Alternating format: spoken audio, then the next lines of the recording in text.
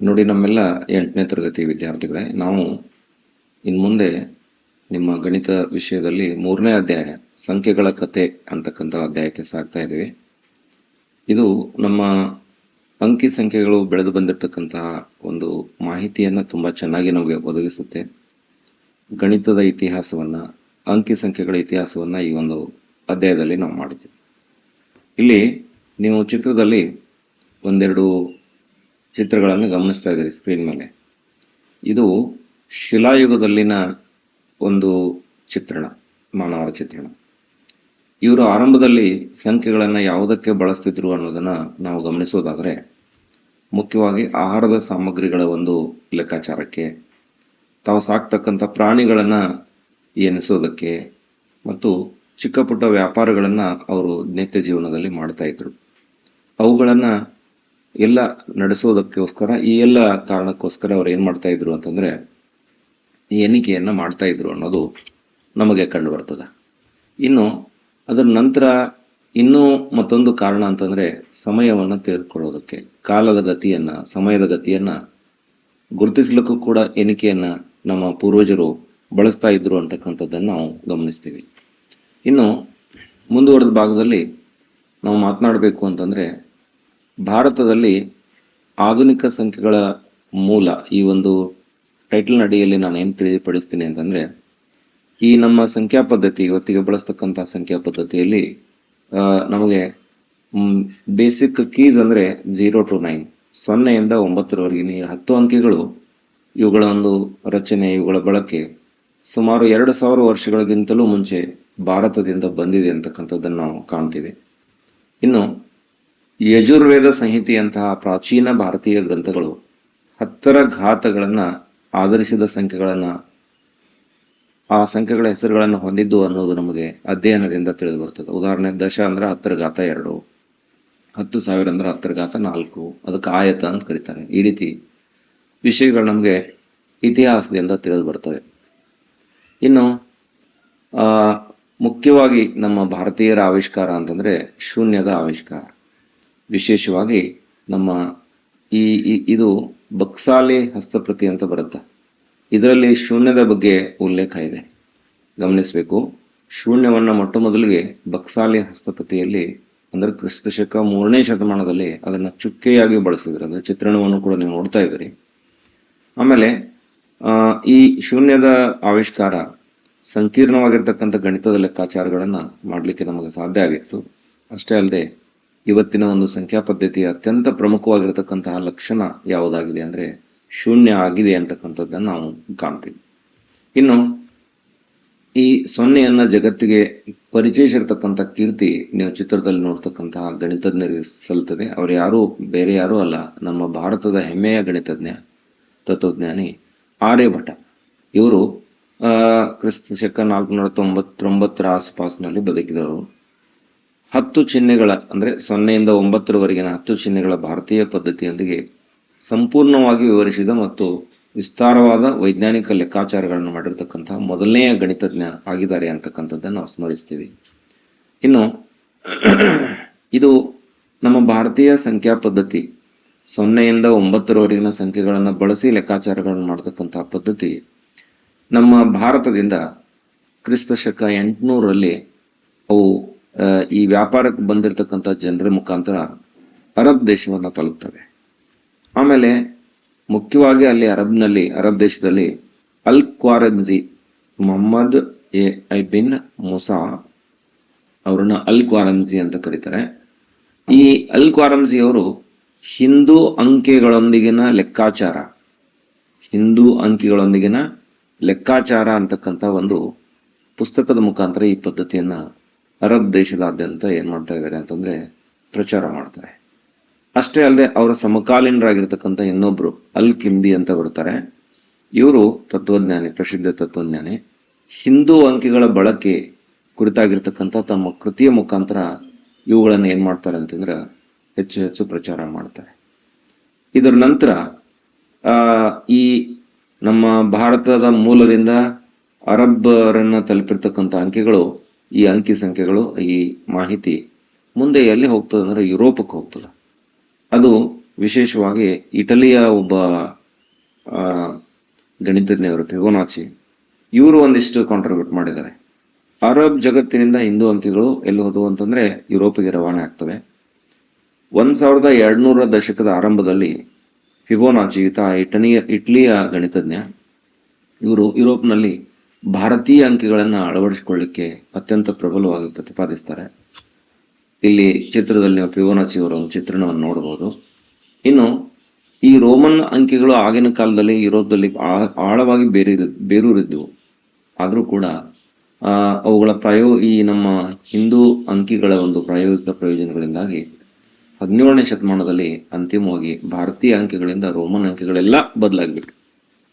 ಅಲ್ಲಿ ಯುರೋಪಿಯನ್ರು ರೋಮನ್ ಅಂಕಿಗಳನ್ನ ಬಳಸ್ತಿದ್ರು, ಆದರೆ ಈ ನಮ್ಮ ಅರಬ್ಬರಿಂದ ಮುಂದುವರೆದ ಏನು ಯುರೋಪಕ್ಕೆ ರವಾನೆ ಆದವಲ್ಲ, ಈ ಒಂದು ಪದ್ಧತಿ ಈ ತಿಳುವಳಿಕೆ ಬಂತಲ್ಲ, ಆಮೇಲೆ ಅಲ್ಲಿ ಬಳಸ್ತಕ್ಕಂತಹ ರೋಮನ್ ಪದ್ಧತಿಯನ್ನ ಬಿಟ್ಟು ಹಿಂದೂ ಪದ್ಧತಿಯನ್ನ ಅಳವಡಿಸಿಕೊಂಡ್ರು ಅಂತಕ್ಕಂಥದ್ದು ನಮಗೆ ಇತಿಹಾಸದಿಂದ ಕಂಡು ಬರ್ತದೆ. ಇನ್ನು ಈ ಒಂದು ತಪ್ಪು ಕಲ್ಪನೆ ಇದೆ, ಅಸಮರ್ಪಕ ಹಣೆಪಟ್ಟಿ ಇದೆ. ಯಾವುದಕ್ಕೆ? ನಮ್ಮ ಅರೇಬಿಕ್ ಅಂಕಿಗಳಂತೆ.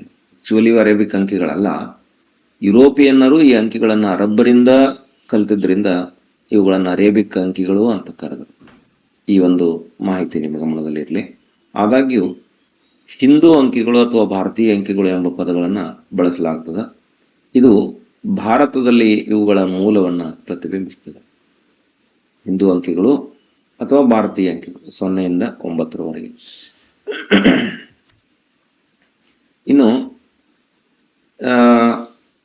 ಈ 0ಯಿಂದ 9ರವರೆಗಿನ ಸಂಖ್ಯೆಗಳು, ಈ 10 ಚಿಹ್ನೆಗಳನ್ನೇನು ನಾವು ಬಳಸಿದ್ವಿ, ಇದು ಅಂಕಗಣಿತವನ್ನ ಏನ್ ಮಾಡ್ತು ಅಂತಂದ್ರೆ ಸರಳಗೊಳಿಸ್ತು ಮತ್ತು ಲೆಕ್ಕಾಚಾರಗಳನ್ನ ಸುಲಭಗೊಳಿಸ್ತು ಅಂತಕ್ಕಂಥದ್ದನ್ನು ನಾವು ಕಾಣ್ತೀವಿ.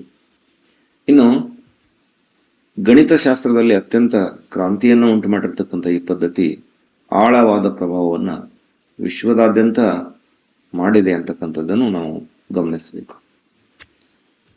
ಇನ್ನು ಈ ಭಾರತೀಯ ಅಂಕಿಗಳು ಯಾವ ರೀತಿ ವಿಕಾಸ ಹೊಂದಿದವು ಅಂತಕ್ಕಂಥದ್ದನ್ನು ಒಂದು ಸ್ವಲ್ಪ ಕಾಲಕ್ರಮೇಣ ಹೆಂಗೆ ಬದಲಾದವು ಅನ್ನೋದನ್ನು ಒಂದು ಸ್ವಲ್ಪ ಚಿತ್ರಣ ಇದೆ, ನಿಮ್ಮ ಪುಸ್ತಕದಲ್ಲಿ ಕೊಟ್ಟಿದ್ದಾರೆ. ಇಲ್ಲಿದು ಬ್ರಾಹ್ಮಿ, ಇದು ಬ್ರಾಹ್ಮಿ. ಆಮೇಲೆ ಇದು ಹಿಂದೂ ಅರೇಬಿಕ್ ನಲ್ಲಿ ಈ ರೀತಿ ಬರೀತಿದ್ರು. ಅದರ ನಂತರ ಸಂಸ್ಕೃತ ದೇವನಾಗರಿ ಬಂತು.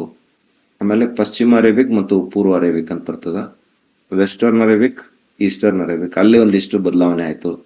ಅದರ ನಂತರ 11ನೇ ಶತಮಾನದಲ್ಲಿ ಅತ್ಯಂತ ಉತ್ತುಂಗಕ್ಕೆ ಈ ಅಂಕೆಗಳ ಬಳಕೆ ಹೋಯಿತು. ವಿಶೇಷವಾಗಿ 15, 16ನೇ ಶತಮಾನಕ್ಕೆ ನಾವು ಇವತ್ತೇನ್ ಬರಿತೀವಲ್ಲ, 1, 2, 3, 4, 5, 6, 7, 8, 9 ಮತ್ತೆ ಈ 0, ಈ 10 ಅಂಕೆಗಳ ಒಂದು ಬದಲಾವಣೆ. ಇದು ಒಂದೇ ಕ್ಷಣಕ್ಕ ಆರಂಭಕ್ಕನ ಈ 1ಅನ್ನ ಹೆಂಗ ಬರಿಬೇಕು, 2ಅನ್ನ ಹೆಂಗ ಬರಿಬೇಕು ಅಂತ ಆಗಿಲ್ಲ. ಇದು ಕಾಲಕ್ರಮೇಣ ಸಾವಿರಾರು ವರ್ಷಗಳ ಒಂದು ಬದಲಾವಣೆಯಲ್ಲಿ ಈ ಒಂದು ತೀರ್ಮಾನಕ್ಕೆ ಬಂದು ಇವತ್ತು ವಿಶ್ವದಾದ್ಯಂತ ಈ ಸಂಕೇತಗಳನ್ನು ನಾವು ಬಳಸ್ತೀವಿ. ಬಹಳಷ್ಟು ಸಂಕೀರ್ಣವಾಗಿರ್ತಕ್ಕಂಥ ಗಣಿತದ ಲೆಕ್ಕಾಚಾರಗಳನ್ನ ಅಷ್ಟೇ ಅಲ್ಲದೆ ನಿತ್ಯ ಜೀವನದ ನಮ್ಮ ಬಳಕೆಗೆ ಪ್ರತಿಯೊಂದು ವಿಭಾಗದಲ್ಲಿ ಯಾವುದೇ ಲೆಕ್ಕಾಚಾರಗಳನ್ನ, ಅಂಕಿಅಂಶಗಳನ್ನು ನಾವು ಮಾತನಾಡಬೇಕು ಅಂತಂದ್ರೆ ಈ ಭಾರತೀಯ ಅಂಕಿಗಳ ಬಳಸೇನೆ ವಿಶ್ವ ಮಾತಾಡ್ತದೆ.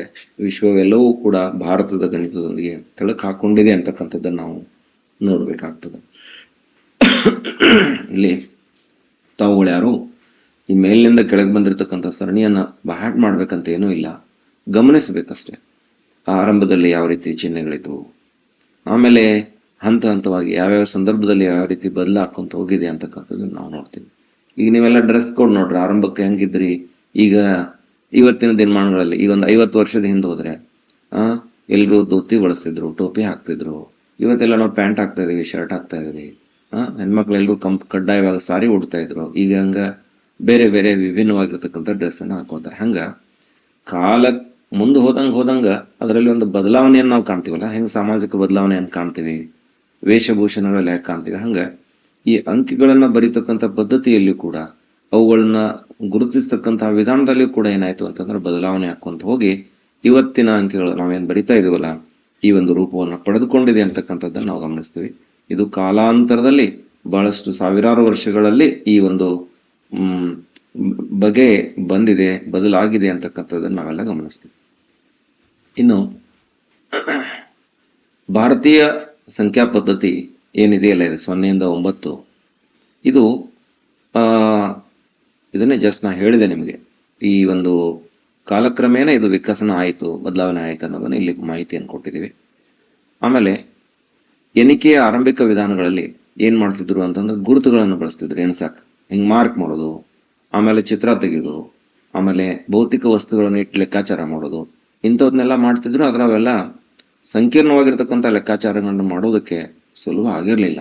ಸೊ ಅದಕ್ಕೋಸ್ಕರ ನಮ್ಮ ಭಾರತೀಯ ಸಂಖ್ಯಾ ಪದ್ಧತಿ ಬಹಳಷ್ಟು ಪ್ರಾಮುಖ್ಯತೆಯನ್ನ ಹೊಂದಿದೆ ಅಂತಕ್ಕಂಥದ್ದನ್ನು ನಾವು ಗಮನಿಸ್ತೀವಿ. ವಿಶೇಷವಾಗಿ 0ಯ ಒಂದು ಕಾಂಟ್ರಿಬ್ಯೂಷನ್ ಏನಿದೆಯಲ್ಲ, 0ಯ ಒಂದು ಆವಿಷ್ಕಾರ ಏನಿದೆ, ಅದು ಭಾರತೀಯರ ಅತ್ಯಂತ ಹೆಮ್ಮೆಯ ಒಂದು ಆವಿಷ್ಕಾರಗಳಲ್ಲಿ ಒಂದು, ಗಣಿತದ ಅತ್ಯಂತ ಶ್ರೇಷ್ಠ ಆವಿಷ್ಕಾರಗಳಲ್ಲಿ ಒಂದು ಅಂತಕ್ಕಂಥದ್ದನ್ನು ನಾವು ಗಮನಿಸ್ತೀವಿ. ಇದನ್ನ ಆರ್ಯಭಟ ಅವರು ನೀಡಿದ್ದಾರೆ, ಕೊಟ್ಟಿದ್ದಾರೆ ಅಂತಕ್ಕಂಥದ್ದನ್ನ ತಾವೆಲ್ಲ ನೆನಪಿನಲ್ಲಿ ಇಟ್ಕೋಬೇಕು. ಅವರನ್ನು ನಾವು ಯಾವತ್ತೂ ಸ್ಮರಿಸಬೇಕು.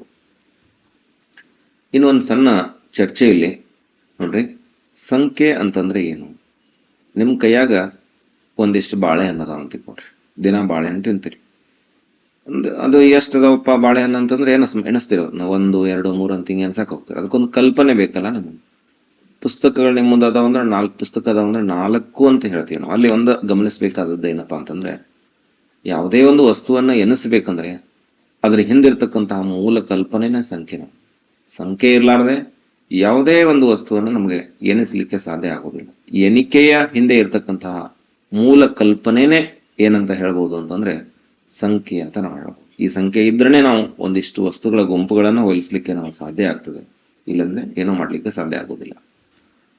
ಇಲ್ಲಿ ಆ ಸಂಖ್ಯೆನ ಒಂದು ಕಲ್ಪನೆ ಬರ್ತದಲ್ಲ ನಮ್ಗೆ, ಆ ಗುಂಪಿನ ಕಲ್ಪನೆಯನ್ನ, ಆ ಕಲ್ಪನೆಯನ್ನ ವ್ಯಕ್ತಪಡಿಸೋದಕ್ಕೊಂದು ಚಿಹ್ನೆ ಬೇಕಲ್ಲ. ಆ ಚಿಹ್ನೆನೇ ಏನು ಅಂತಂದ್ರೆ ನಮಗೆ ಸಂಖ್ಯಾ ಸೂಚಕ ಆಗಿದೆ. ಒಂದು ಸಂಖ್ಯೆಯನ್ನು ಪ್ರತಿನಿಧಿಸಲಿಕ್ಕೆ ಬಳಸ್ತಕ್ಕಂತಹ ಚಿಹ್ನೆಗೆ ಏನಂತ ಕರಿತೀವಿ ಅಂತಂದ್ರೆ ನಾವು ಸಂಖ್ಯಾ ಸೂಚಕ ಅಂತ ಕರಿತೀವಿ. ಈಗ ನಾನು 5 ಅಂತ ಇಲ್ಲಿ ಬರ್ದೆ ಅಂದ್ರೆ, ನೀವು 5 ಜನ ನಾನು ಮುಂದೆ ನಿಂತಿದ್ರೆ 5 ಅಂತ ಬರೆದ್ರೆ 5 ಅಂತಕ್ಕಂಥದ್ದು ಸಂಖ್ಯಾ ಸೂಚಕ. 5 ಇಲ್ಲೇನು ಬರ್ದಿನಲ್ಲ, ನಿಮ್ಗೆ ಏನು ಸ್ಕ್ರೀನ್ ಮೇಲೆ ಇಲ್ಲಿ ಬರ್ದದ್ದು ಕಾಣಿಸ್ತಾ ಇದೆಯಲ್ಲ, ಇದು ನಮಗೆ ಸಂಖ್ಯಾ ಸೂಚಕ ಆಗ್ತದ. ಇಲ್ಲಿ ಒಂದು ಉದಾಹರಣೆ ತಗೊಂಡಿದ್ದೆ ನೋಡಿ. ಸಂಖ್ಯಾ ಸೂಚಕ ಅಥವಾ ಚಿಹ್ನೆ 4 ಎಂಬುದು 4 ಎಂಬ ಸಂಖ್ಯೆಯ ಹೆಸರಾಗಿದೆ. ಯಾವುದೇ 4 ವಸ್ತುಗಳ ಗುಂಪನ್ನು ವಿವರಿಸತಕ್ಕಂಥ ಕಲ್ಪನೆನೇ 4 ಅಂತ ನಾವು ಹೇಳ್ತೀವಿ. ಇದೇ ರೀತಿ ಬಹಳಷ್ಟು ಉದಾಹರಣೆಗಳನ್ನು ನಾವು ಗಮನಿಸಬಹುದು. ಇನ್ನೊಂದು, ಇಲ್ಲಿ ಅಂಕಿಗಳು ಅಂತಂದ್ರೆ ಏನು ಅಂತಕ್ಕಂಥ ಪ್ರಶ್ನೆ ಬರ್ತದ. ದಯವಿಟ್ಟು ಎಲ್ಲರೂ ಗಮನಿಸಬೇಕು. ನಮ್ಮ ಕನ್ನಡ ಒಂದು ಶಬ್ದ ಬರಿಬೇಕಂದ್ರೆ ನಮಗೆ ಅ, ಆ, ಇ ಇವೆಲ್ಲ ಬರ್ಬೇಕಾಗ್ತದ, ಅಕ್ಷರಗಳ ಮಾಲೆಗಳು ಬೇಕಾಗ್ತವ. ಇಂಗ್ಲಿಷ್ನಾಗ ಒಂದು ಶಬ್ದ ಗುಡ್ ಅಂತಕ್ಕಂಥದ್ದು ಬರಿಬೇಕಂದ್ರೆ ಜಿ ಬೇಕು, ಓ ಡಿ ಬೇಕು. ಅಲ್ಲಿ ನಿಮ್ಗೆ ಜಿ, ಓ ಡಿ ಇವೆಲ್ಲ ಅಕ್ಷರ ಮಾಲೆಯಲ್ಲಿ ಇದಾವೆ. 26 ಅಕ್ಷರ ಮಾಲೆಯಲ್ಲಿ ಇರತಕ್ಕಂತಹ ಆ ಅಕ್ಷರಗಳನ್ನ ಜೋಡಿಸಿ ಒಂದು ಶಬ್ದ ಮಾಡ್ತೀವಿ. ಹಂಗ ನಮಗ ಅಂಕಿಗಳೇನಪ್ಪಾ ಅಂತಂದ್ರ ನಮ್ಮ ಸಂಖ್ಯೆಗಳ ಅಕ್ಷರ ಮಾಲೆಗಳಿದ್ದಂಗ 0 ಇಂದ 9ರವರೆಗೆ. ಇವುಗಳನ್ನ ಬಳಸಿ ನಾವೇನ್ ಮಾಡ್ತೀವಿ ಅಂದ್ರೆ ಸಂಖ್ಯೆಗಳನ್ನು ರಚಿಸ್ತೀವಿ. ಸಂಕೀರ್ಣವಾಗಿರ್ತಕ್ಕಂಥ ಸಂಖ್ಯೆಗಳನ್ನು, ಚಿಕ್ಕ ಸಂಖ್ಯೆಗಳನ್ನು ರಚಿಸ್ತೀವಿ, ದೊಡ್ಡ ಸಂಖ್ಯೆಗಳನ್ನು ರಚಿಸ್ತೀವಿ. ಪದಗಳನ್ನು ನಿರ್ಮಿಸ್ಲಿಕ್ಕೆ ಹೆಂಗ ನಮಗ ಈ ಆಂಗ್ಲ ವರ್ಣಮಾಲೆ 26 ಅಕ್ಷರಗಳನ್ನು ಬಳಸ್ತೀವೋ, ಹಾಗೆ ಸಂಖ್ಯೆಗಳನ್ನು ನಿರ್ಮಿಸ್ಲಿಕ್ಕೆ ಈ 10 ಅಂಕಿಗಳನ್ನ ಬಳಸ್ತೀವಿ. ಈ 10 ಅಂಕಿಗಳನ್ನ ಬಳಸಿನೇ ಮಿಲಿಯನ್ ಗಟ್ಲೆ, ಬಿಲಿಯನ್ ಗಟ್ಲೆ, ಅರಬ್ ಗಟ್ಲೆ, ನೀಲ್ ಗಟ್ಲೆ ಏನ್ ಮಾಡ್ತೀವಿ, ಸಂಖ್ಯೆಗಳನ್ನ ಬರೀಲಿಕ್ಕೆ ಸಾಧ್ಯ ಆಗ್ತದೆ. ಅತ್ಯಂತ ಚಿಕ್ಕ ಸಂಖ್ಯೆಗಳನ್ನು ಬರಿತೀವಿ, ಅತ್ಯಂತ ದೊಡ್ಡ ಸಂಖ್ಯೆಗಳನ್ನು ಬರಿತೀವಿ. ಇವೆಲ್ಲವನ್ನು ಪ್ರತಿನಿಧಿಸುವುದಕ್ಕೆ ನಿಮಗೆ ಏನ್ ಬೇಕಾಗ್ತದೆ ಅಂತಂದ್ರೆ ಈ ಅಂಕಿಗಳು ಬೇಕಾಗ್ತವೆ. ಇವು ವರ್ಣಮಾಲೆಯ ಅಕ್ಷರಗಳಿದ್ದ ನಮ್ಮ ಅಂಕಿಗಳನ್ನ ಸಂಖ್ಯೆಗಳ ಅಕ್ಷರಮಾಲೆ ಅನ್ನೋದನ್ನ ಗಮನಿಸ್ಬೇಕಿಲ್ಲಿ. ಇಲ್ಲಿ ಒಂದು ಉದಾಹರಣೆ ಬಂತು ನೋಡ್ರಿ. 10 ಅನ್ನೋದೊಂದು ಅಂಕಿಯನ ಅಂತ ಪ್ರಶ್ನೆ ಐತಿ. ನನ್ನ ಪ್ರಕಾರ ಇದು ಅಲ್ಲ. ಈಗ ನಾವು 40 ಬರೆದ್ರ ಇದು 40 ಅಂಕಿ ಅಲ್ಲ. ಯಾಕ? 10 ಅನ್ನೋದು 1 ಮತ್ತು 2 ಅಂತಕ್ಕಂಥ 2 ಅಂಕಿಗಳಿಂದ ಮಾಡಲ್ಪಟ್ಟಿರ್ತಕ್ಕಂಥ ಒಂದು ಸಂಖ್ಯಾ ಸೂಚಕ, ನ್ಯೂಮರಲ್ ಅಂತ ಕರಿತೀವಿ. 425 ಬರ್ದಿವಿ ಅಂತಂದ್ರೆ ಇಲ್ಲಿ 4, 2, 5 ಅಂತಕ್ಕಂಥ ಅಂಕಿಗಳಿಂದ ರಚಿಸಲ್ಪಟ್ಟ ಒಂದು ಸಂಖ್ಯಾ ಸೂಚಕ. ಅದು ಇದನ್ನು ಗಮನಿಸ್ಬೇಕು. ನಾವು ಇಲ್ಲಿ 10 ಅಂತಕ್ಕಂಥದ್ದು ಅಂಕಿ ಅಲ್ಲ.